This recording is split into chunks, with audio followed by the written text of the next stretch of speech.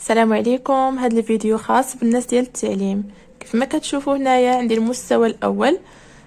بالنسبه للديداكتيك اللي بزاف كيصعب عليهم يفهموه، بهذه الطريقه هذه غادي يجيكم سهل بزاف. بالنسبه غادي نبداو بالمستوى الاول. المستوى الاول كيتقرا فيه القراءه والوضعيه التواصليه ثم الكتابه. بالنسبه للمكون ديال القراءه، مكونات ديال القراءه عندنا 5. اولا الوعي الصوتي، ثم الفهم، ثم الطلاقه، ثم المفردات، ثم المبدأ الألفبائي. غادي نشوفوا كل حاجه شنو كتعني من بعد. وبالنسبه للحاجه المهمه اللي خاصكم تعرفوا هو توزيع الحصص. بالنسبه هنا عندي تقدم القراءه في 5 حصص، وكل حصه كنقدموها في 45 دقيقه. بالنسبه لهاد الحصص، بالنسبه عندنا الحصه الاولى شنو كنديروا فيها؟ يتم تقديم صوت الحرف.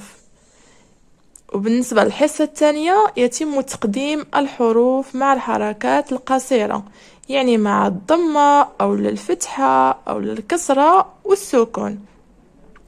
وبالنسبه للحصه 3 يتم تقديم الحروف مع الحركات الطويله، يعني بحال مثلا الحرف الدال كنديروا دا دو دي، يعني داك المد والواو والياء هادو كيتسموا بالحركات الطويله.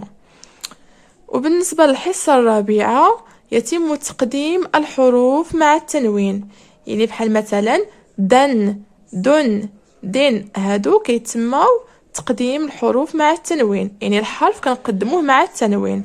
وبالنسبه للحصه الخامسه كنديروا فيها تقويم والدعم. التقويم والدعم كيكون ديال الحصص اللي دازو. صافي. هنايا ممكن تبقاو تسكرينيو باش تراجعوهم بسهله. صافي. وكندوزو هاد الاسئله. هاد السؤال كيتحط بزاف في الامتحان، هما الاهداف. عندي هنا بالنسبه للقراءه المستوى الاول، عندي هنايا قراءه الكلمات البصريه بطلاقه. هذه كتعني الطلاقه اللي درنا هنا في مكونات القراءه. ثم استخراج معلومات صحيحه وضمنيه من النصوص المقروءه، من النص المقروء. هذه كتعني بها الفهم، يعني الفهم هي استخراج معلومات صحيحه وضمنيه من النص المقروء. ثم ايضا تعرف على اشكال الحروف ونطقها في مواقع مختلفه، هذا كيتسمى بالمبدأ الألفبائي. ثم ايضا استخدام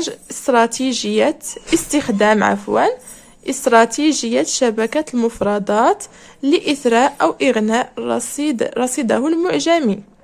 هذه كتعني بالمفردات. أين هي؟ هنايا. هذه كتعني المفردات. ثم أخيرا تمييز المقاطع الصوتية للغة العربية سمعا ونطقها نطقا سليما، هذا كيعني الوعي الصوتي.